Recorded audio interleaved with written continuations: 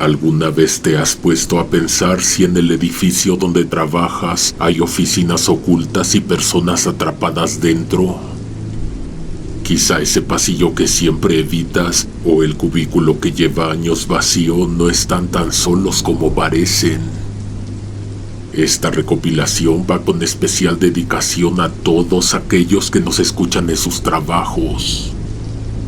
Esta tarde de lluvia, vamos a recorrer los rincones más oscuros con 2 relatos de terror.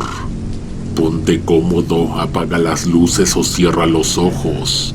Ponte tus audífonos y que venga la oscuridad.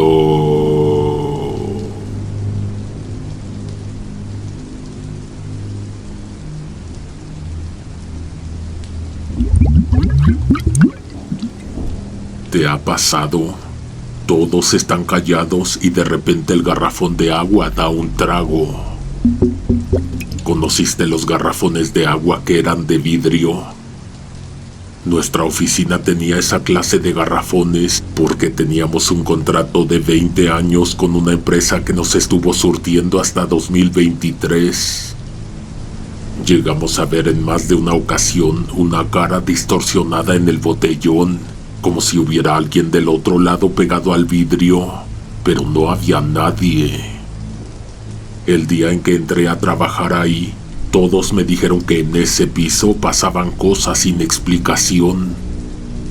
Me lo dijo una persona, me lo dijeron 2.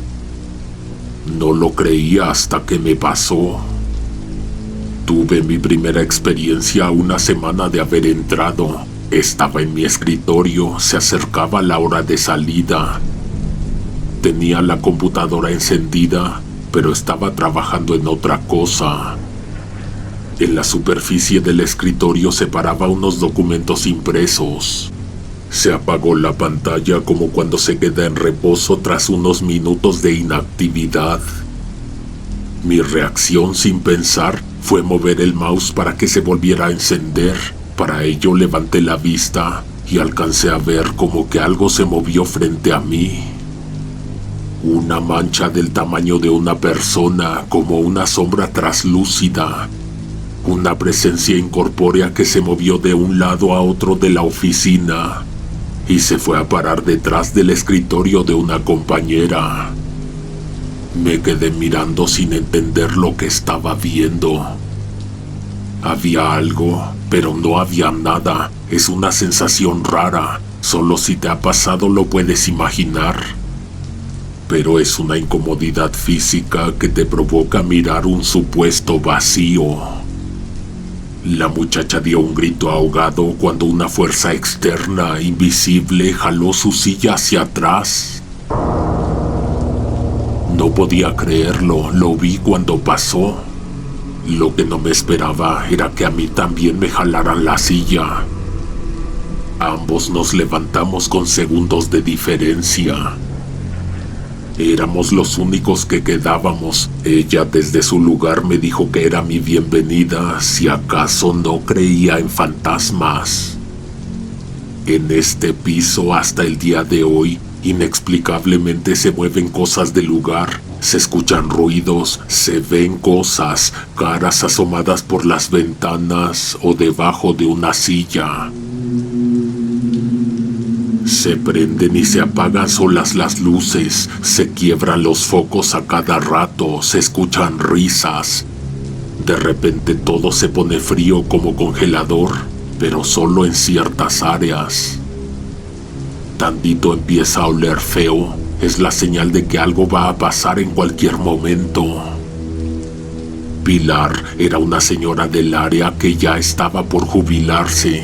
Tiro por viaje decía que esas eran puras mentiras e imaginaciones de gente que tiene la mente débil. Pero pregúntame si algún día vi a la señora después de las 5 de la tarde. A esa hora ella ya había salido por la puerta del área, salía volando, haciendo honor a la frase que a todos nos han dicho alguna vez. Vámonos porque aquí espantan. Después de las 5, la cosa se pone más pesada. Se siente más fuerte la presencia y se experimenta más contacto físico. Una vez me quedé a terminar un reporte que tenía que entregar impreso y estaba ocupando la computadora y la impresora. Me descuidé un momento y de pronto me encontré con las hojas que iba a separar engrapadas por la mitad. La engrapadora ni siquiera estaba en mi escritorio. La busqué, la tenía minutos antes. La localicé con la vista en el escritorio de una compañera a unos 3 metros. Pero en el preciso momento en que la vi, salió volando en mi dirección. Si no me quito, me hubiera pegado en la cara. Por estas cosas nadie se quedaba nunca tarde. Mientras más tarde la cosa se ponía peor. Fueron pocas las veces en que me tuve que quedar después de las 7, contadas, pero en ninguna de ellas me escapé de que me pasara algo, de que me asustaran.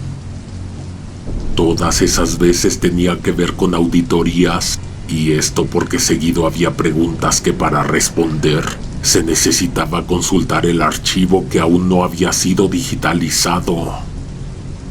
Ese archivo estaba en el sótano. Imagínate tener que bajar a esas horas por las carpetas al archivo.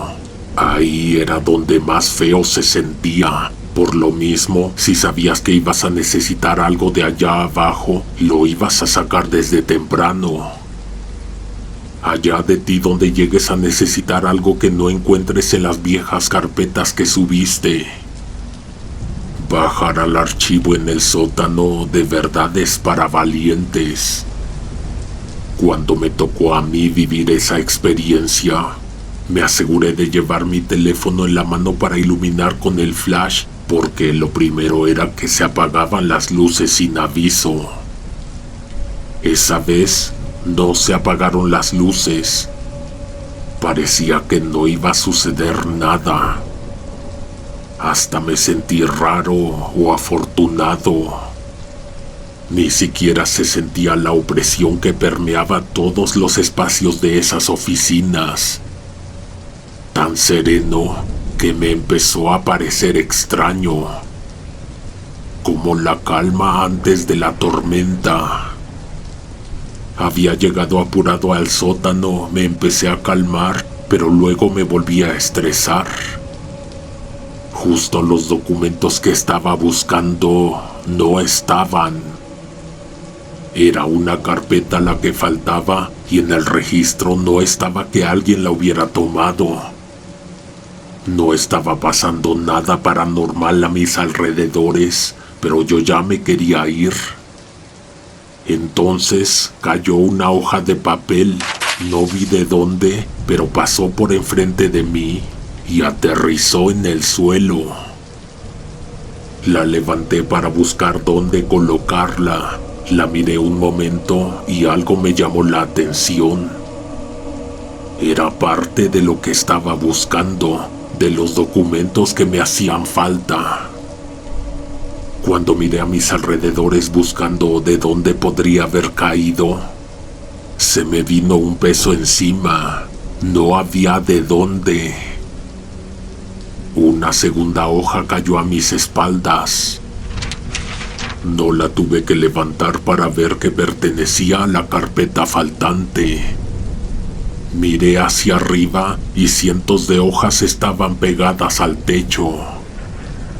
Se soltaron todas al mismo tiempo. Aprovechando la confusión de mis sentidos, unas manos invisibles, una fuerza me empujó al frente y me hizo caer. Me pegué en la rodilla, pero no me pude esperar. Me tuve que subir rápido, cojeando. Las hojas las dejé regadas en el piso y yo me fui. Ni siquiera terminé lo que estaba haciendo en la oficina. Al día siguiente bajé al archivo a recoger y todo estaba en su lugar por arte de magia. La carpeta que me hacía falta estaba en la mesa a un lado del registro. En otra ocasión a una compañera, igual trabajando en una auditoría, a cada rato se le estaba apagando la computadora. Más bien, alguien se la desconectaba de la corriente. Esa presencia no descansaba nunca, menos en la tarde y jamás en la noche. El enchufe era de esos que cuando entra hay que presionar hasta el fondo y nunca quedan flojos. Tenía que ser la presencia la que estaba jugando las bromas. Al día siguiente esta mujer llegó a la oficina maldiciendo, harta, a decir que era un fastidio la situación, que se tuvo que salir a buscar dónde trabajar, que gastó mucho dinero y que terminó muy tarde. Doña Pilar, que según no creía en esas cosas, dijo que necesitábamos quemar chile en la oficina, que el humo ahuyentaba los espíritus. La señora dijo que con eso se iba lo que había, por un rato al menos. Esta mujer a la que estuvieron desconectando la computadora dijo que sí lo iba a hacer. Estaba muy decidida, compró una bolsa de chiles secos y sí lo hizo el fin de semana. Pero el lunes ya no volvió a trabajar. Tuvo un accidente. Ese viernes que se quedó a hacer lo que le recomendaron para que se fueran las malas vibras de la oficina, se cayó de las escaleras, ahí mismo en el edificio. A alguien le contó que el humo de los chiles le había hecho toser hasta casi ahogarse. Llevaba un cubrebocas, pero no fue suficiente.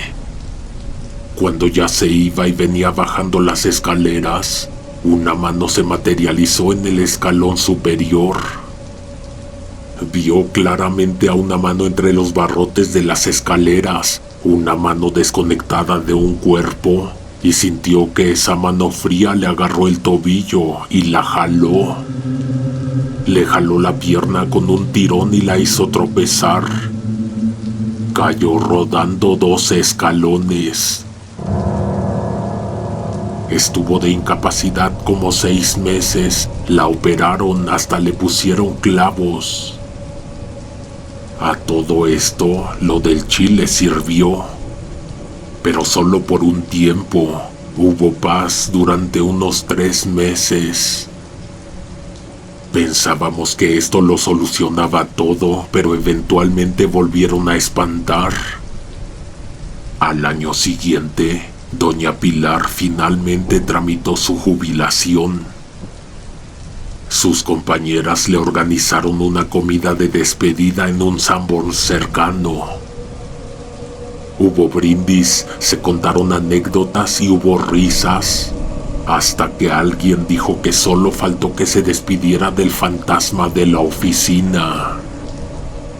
Pilar, en sus 40 años de servicio, siempre se había mantenido sobria y reservada. En su fiesta de jubilación aceptó una primera copa, luego una segunda. Se levantó para decir algo, pero se quedó pensando. Luego como que se sintió rara de que se había quedado callada y todos esperando a que hablara. Con la guardia baja y la mirada perdida en el fondo del vaso, decidió entregarnos un último secreto. Nos contó que cuando era joven y recién comenzaba en la oficina, solía completar su sueldo vendiendo productos por catálogo. Una de sus compañeras de aquel entonces le hizo un pedido de cremas, pero al momento de la entrega se negó a pagar. La deuda se arrastró durante semanas, convirtiéndose en una tensión y luego en un pleito casado entre las dos. Un viernes por la tarde, Pilar encontró a la mujer que le debía dinero en el sótano al fondo del archivo. En esa zona hay una rejilla de metal que cubre un registro de drenaje. Ese día, la reja estaba a un lado porque el personal de mantenimiento acababa de destapar el ducto. Pilar la confrontó una última vez, exigiéndole el pago.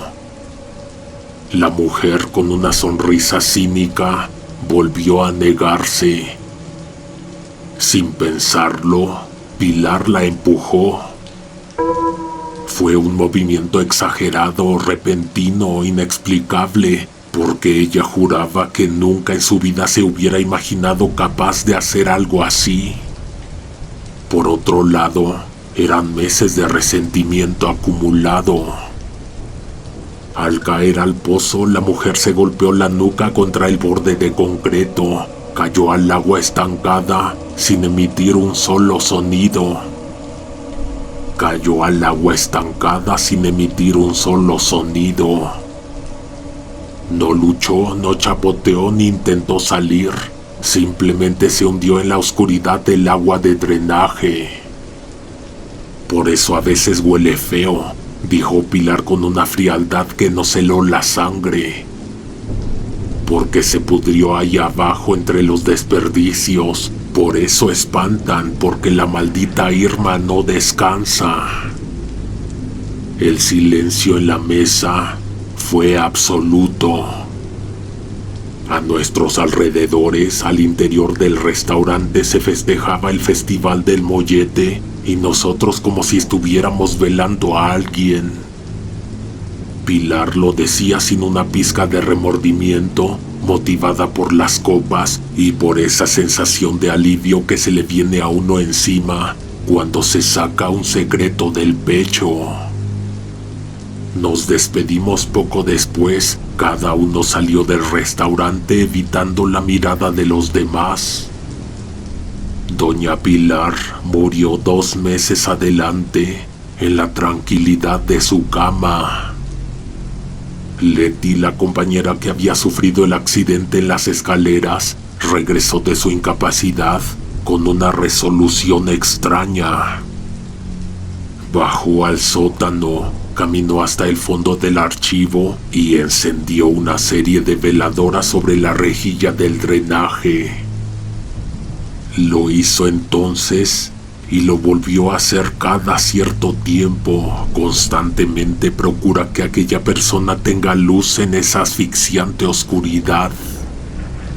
Desde entonces el ambiente en la oficina ha cambiado. La presencia parece haberse disuelto, o quizás finalmente encontró el descanso que Pilar le negó durante 40 años.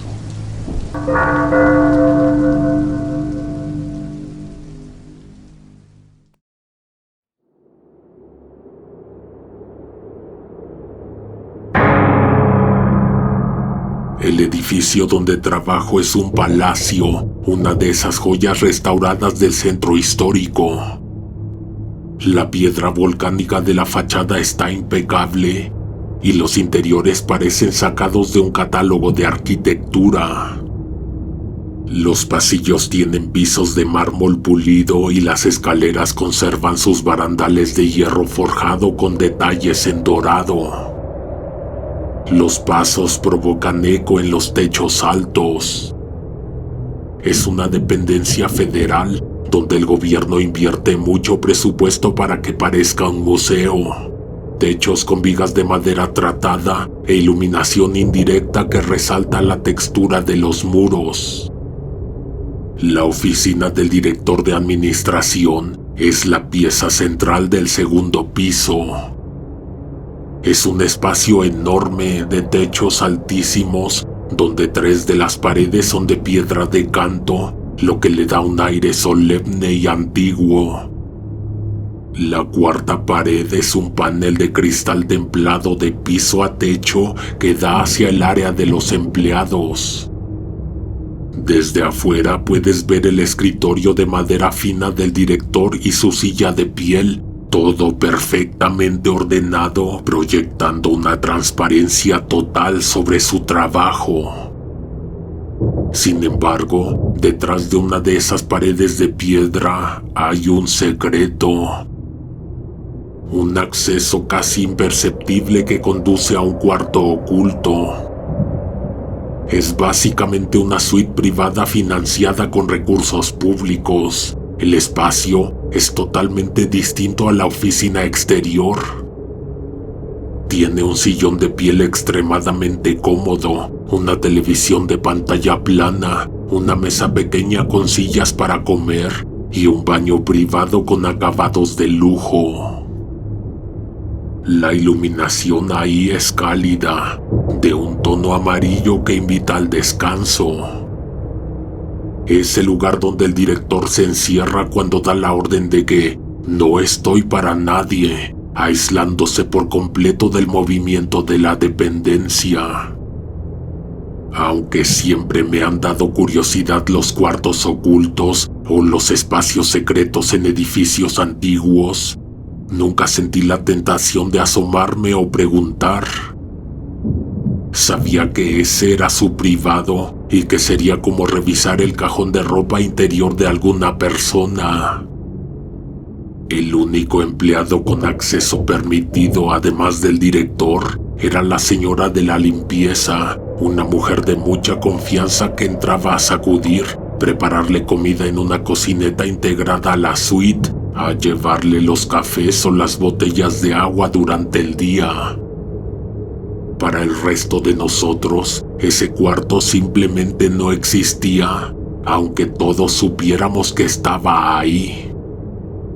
Un día cualquiera el director mandó a llamar a la señora con el timbre que tiene en su escritorio. Esperó unos minutos, pero ella no acudió.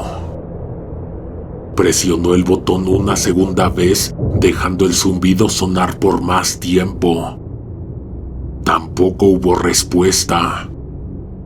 Llamó entonces a su secretaria, le dio la orden de buscarla por todo el piso. Dale media hora por si se fue al baño, pero localízala, que ya llevo mucho tiempo esperándola. La secretaria recorrió los pasillos de mármol, entró a los baños y revisó los cuartos donde se guardan las escobas y los químicos de limpieza. No estaba por ninguna parte. Preguntó a los compañeros de las otras áreas, pero nadie la había visto desde media mañana. Solo una persona dijo que creía haberla visto entrar al privado con una jarra de agua. Finalmente fueron a la entrada del edificio. El policía de turno revisó su bitácora y lo confirmó. La señora no había salido por esa puerta. Su tarjeta de entrada seguía en el tarjetero y su bolsa personal estaba guardada en el casillero de empleados, intacta. Para el registro oficial, la mujer seguía dentro de ese palacio antiguo. Cuando la secretaria entró al cuarto oculto para ver si por alguna razón se había quedado encerrada ahí, se encontró con una escena extraña. La habitación estaba sola, pero la parrilla eléctrica estaba encendida. Tenía puesta una pequeña cafetera que ya se había quedado sin agua. El olor a quemado empezaba a llenar el espacio de lujo. Lo que nadie pudo explicar es que la única forma de entrar o salir de esa suite era a través de la oficina del director, y él no se había movido de su silla en toda la tarde. Sin embargo, la señora de la limpieza no estaba. Se había esfumado entre las paredes de piedra de canto. El jefe intentó contactarla por teléfono. Las primeras 2 llamadas no entraron, enviándolo directamente al buzón. A la tercera, la línea finalmente se conectó, pero la voz de la mujer se escuchaba deformada, como si estuviera a mucha distancia o bajo tierra. No se entendía lo que decía, solo era un murmullo lejano antes de que la comunicación se cortara definitivamente. Al día siguiente, la señora no se presentó a trabajar. A las 10 de la mañana, su hija llegó a la recepción del edificio preguntando por ella. Estaba visiblemente preocupada, no sabía nada de su madre desde la noche anterior. Ella también le había marcado al celular y la experiencia fue la misma. La voz de su madre se escuchaba remota, perdida entre interferencias, lo que le hizo pensar que seguía dentro del edificio, en alguna zona donde la señal no alcanzaba a llegar. Se organizó una búsqueda más exhaustiva. Personal de mantenimiento y de otras áreas recorrieron cada rincón del inmueble, revisaron cubos de elevadores, cisternas, bodegas de archivos y registros de mantenimiento. Buscaron cualquier lugar donde alguien pudiera haber resbalado, caído o quedado atrapado por accidente. No encontramos nada, ni una prenda y ningún testigo visual. El edificio parecía haber sellado sus grietas. En esos edificios del centro histórico, las paredes tienen metros de grosor. Las remodelaciones que hace el gobierno suelen ocultar fallas estructurales o espacios que no convienen que aparezcan en los planos. Me preguntaba si el cuarto oculto del director tendría un segundo espacio, un cuarto secreto dentro del cuarto secreto. La búsqueda se dio por terminada esa tarde. Revisamos cada centímetro de la suite, movieron los sillones de piel y golpearon los muros de piedra buscando algún hueco. No encontramos nada. La mujer simplemente no estaba en el espacio físico de ese edificio. Al día siguiente, cerca de las 11 de la mañana, ocurrió algo inexplicable. La puerta del privado que había permanecido cerrada y vigilada se abrió desde dentro. La señora de la limpieza salió a la oficina del director. Su aspecto era lamentable. El uniforme que siempre mantenía impecable estaba cubierto de polvo y manchas oscuras, como si hubiera rodado por un suelo de tierra o escombro. Venía empapada en sudor, con unas ojeras profundas y el rostro desencajado por un cansancio extremo. Parecía haber envejecido meses en una sola noche. Todos corrieron hacia ella. La secretaria, el policía y los compañeros que estaban cerca la rodearon de inmediato, lanzándole preguntas al mismo tiempo. Que dónde había estado, que por qué no contestaba, que cómo es que nadie la vio en el cuarto oculto si lo revisaron 10 veces. La señora no dio explicaciones, estaba exhausta. Con la mirada perdida y una voz que apenas se oía, solo levantó la mano y señaló hacia la puerta del cuarto privado. Ahí, estaba ahí dentro. La llevaron al área de descanso para que tomara algo. Tenía la boca seca y apenas podía tragar saliva. Alguien, en medio de la confusión, salió corriendo a la calle a comprarle unos tacos de canasta para que recuperara fuerzas. Mientras esperaban a que la atendieran en la enfermería, la señora Yolanda empezó a hablar. Su voz era plana, como si estuviera relatando una pesadilla que todavía no terminaba de entender. Contó que el día en que desapareció, por ahí de las 11 de la mañana, entró al privado a calentar agua para un café.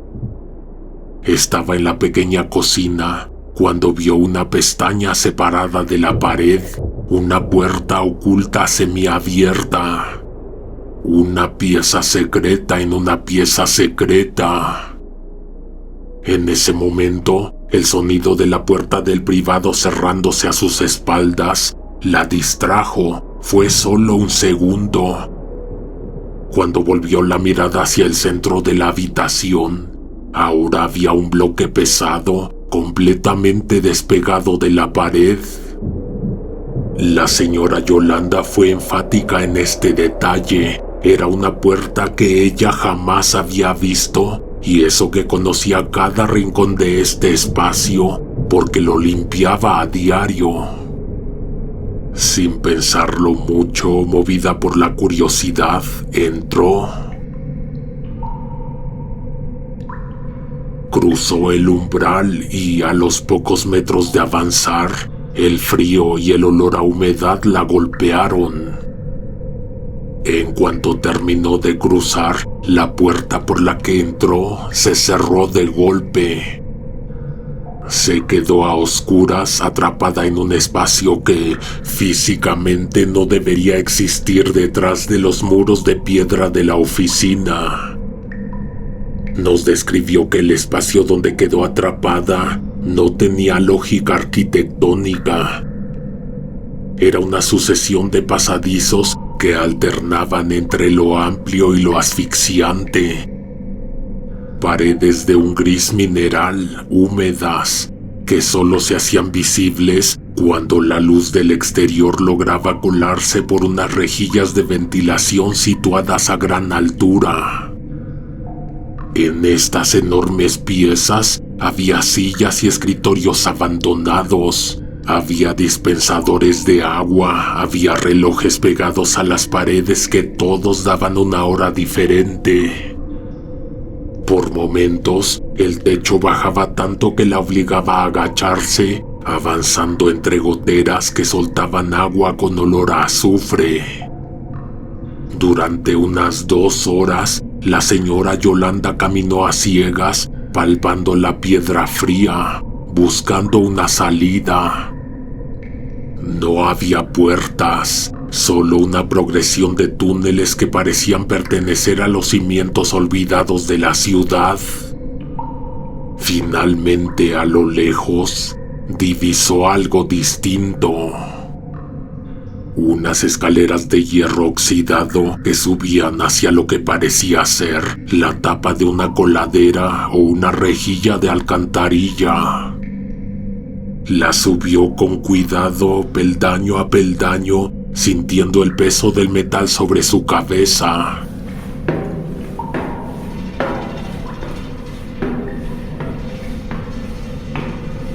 La reja estaba trabada, pesada, como si tuviera toneladas encima.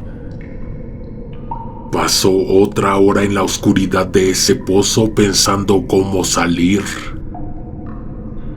La desesperación le dio una última ráfaga de fuerza. Apoyó la espalda y los hombros contra el hierro y empujó con todo su peso hacia arriba. Lo primero que vio al asomar la cabeza fue la estructura del Caballito en Paseo de la Reforma. La torre amarilla, sucia por la contaminación, se alzaba frente a ella. Había salido del subsuelo para encontrarse en la intersección de Paseo de la Reforma y Avenida Juárez. Salió por completo y se puso de pie, pero la sensación de alivio desapareció de inmediato.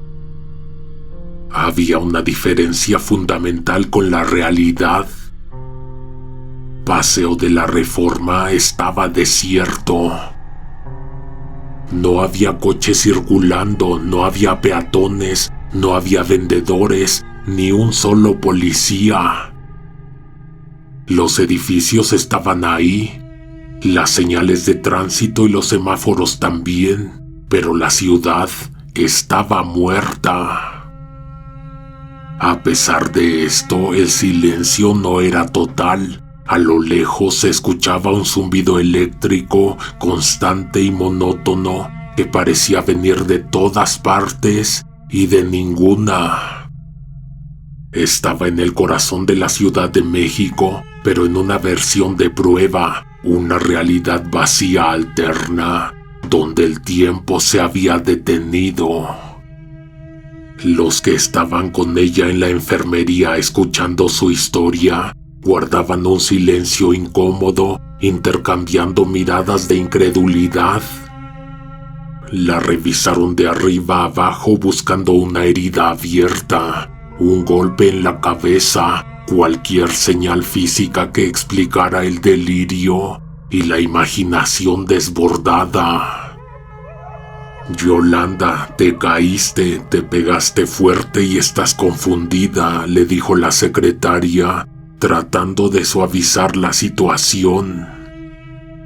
«Estás hablando de Reforma y tú no saliste de este edificio. El policía te vio entrar y nadie te vio salir». La señora Yolanda los miró con una mezcla de cansancio y desprecio. Se limpió el sudor de la frente con el dorso de la mano, dejando una mancha de ese polvo gris en su piel. «Ya no les voy a contar nada y no me pegué en la cabeza, sé lo que vi». Dijo que caminó por ese Reforma vacío durante lo que le parecieron horas, siguiendo el zumbido. No había sol, el cielo era de un color grisáceo que no cambiaba. Intentó entrar a los edificios, pero las puertas de cristal de los bancos y los hoteles estaban selladas como si fueran bloques sólidos de una sola pieza. La señora Yolanda guardó silencio un momento, mirándose las palmas de las manos. El polvo gris seguía ahí, incrustado en las heridas. Dijo que mientras caminaba por ese Reforma desierto, el mundo se sentía equivocado. Al tocar la superficie es lo que debía ser liso, como el metal de los postes o el cristal de los aparadores, se sentía rugoso, áspero al tacto. El suelo vibraba con una estática constante, una sensación eléctrica que le subía por las piernas a cada paso. El cielo no cambiaba, mantenía ese tono gris naranja de las 5 de la tarde, una luz eterna que no producía calor. Parecía el escenario de una explosión atómica, pero sin el caos ni la destrucción. No había autos calcinados, ni cuerpos, ni escombros. Tampoco soplaba el aire. Lo más aterrador era la ausencia total de vida, ni un ave, ni un insecto, ni el sonido de un motor a lo lejos. Describió lo que sería estar atrapado dentro de una fotografía o de un videojuego que ya nadie juega. Sin poder utilizar ninguna otra lógica, decidió caminar de regreso hacia el centro histórico para buscar el edificio donde trabajamos. Lo encontró, pero no era igual. La señora dijo que tenía algunos vidrios rotos y que las puertas principales estaban selladas. Recordó un acceso de servicio que siempre dejaban abierto por la calle lateral y logró entrar. El interior estaba sumido en un abandono absoluto. No había rastro de lucha, parecía que la gente simplemente se había levantado de sus lugares y se había marchado para siempre de la ciudad. Al llegar a nuestra oficina, caminó entre los escritorios llenos de polvo hasta que vio algo que la detuvo y la dejó sin aliento. Sobre su lugar de trabajo había una corona de flores secas, marchitas por el tiempo. La cinta de seda todavía era legible. «Descanse en paz, señora Yolanda». En ese momento me di cuenta de que había muerto. Eso fue lo que pensé, que ese lugar era el limbo o el infierno. Parecía todo menos el cielo. El pánico la hizo perder la razón. Se echó a correr por los pasillos vacíos, gritando nombres que nadie respondió. Fue entonces cuando tropezó con una de las sillas y cayó al suelo, raspándose las manos y las rodillas, enseñándonos de nuevo las costras frescas como prueba. Se quedó ahí acostada, esperando que algo pasara, pero solo descubrió una regla más de ese sitio. Si se quedaba quieta en un mismo lugar por mucho tiempo, el aire se empezaba a agotar. El oxígeno se consumía a su alrededor sin renovarse. Tenía que moverse para respirar. Desesperada salió del edificio y regresó al caballito. Bajó de nuevo por la alcantarilla y se internó en los laberintos subterráneos, prefiriendo la oscuridad húmeda de los túneles a la soledad de esa ciudad muerta. Caminó por lo que le pareció una semana entera, sin hambre y sin sueño, guiada solo por el instinto de supervivencia. Finalmente, después de ese tiempo que no pudo medir, vio una luz amarilla. Fue tras de ella. La luz parecía huir de ella a cada paso, pero en algún momento la alcanzó. Empujó el fondo de la pared y salió de nuevo al privado del director. Cuando terminó de contar su historia, nadie en la enfermería supo qué decir. Yolanda se terminó el agua de un trago y se quedó mirando hacia el vacío. Para nosotros habían pasado poco más de 24 horas. Para ella, una eternidad en la que pudo ver su nombre en una corona de muerto. A lo lejos vimos aparecer a la hija de Yolanda cruzando el pasillo para reencontrarse con ella. La señora se tensó de inmediato. Nos miró a todos fijamente y nos rogó que no fuéramos a repetir ni una palabra de lo que nos acababa de contar.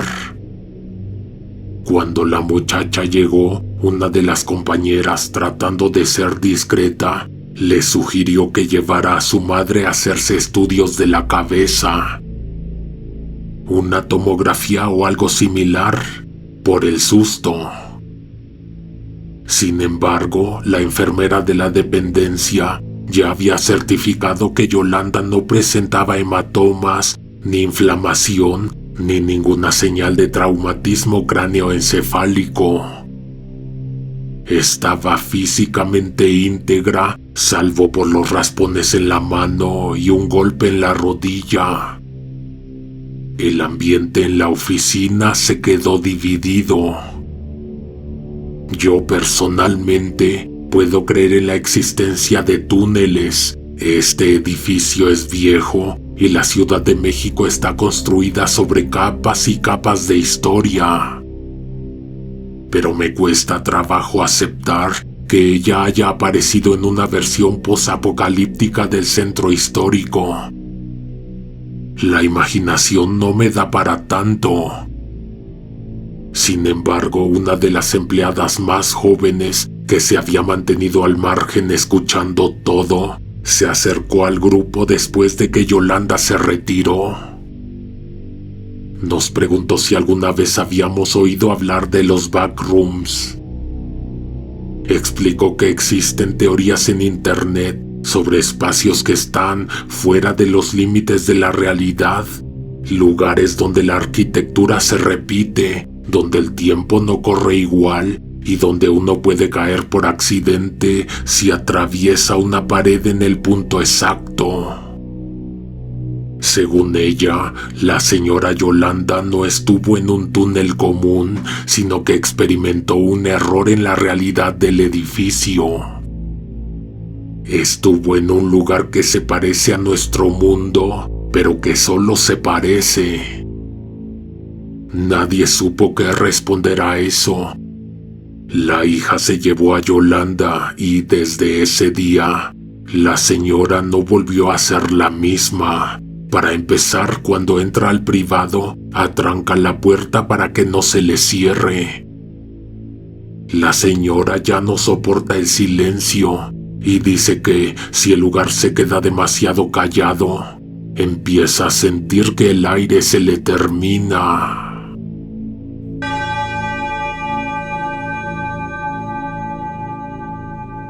Gracias por acompañarme y quedarse hasta el final de estos relatos. La frase de hoy es: vámonos que aquí espantan.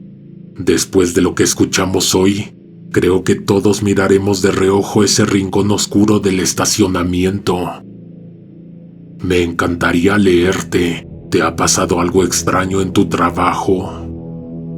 Los espero aquí abajo en los comentarios para que convivamos un rato y compartamos esas experiencias que no tienen explicación. Ya saben que un like ayuda muchísimo a que el canal siga creciendo, y si no quieren perderse las historias de mañana, denle a suscribirse y activen la campana. Por ahora, mejor cerramos la sesión y apagamos el monitor, pero tú quédate escuchando más historias que te tengo a continuación.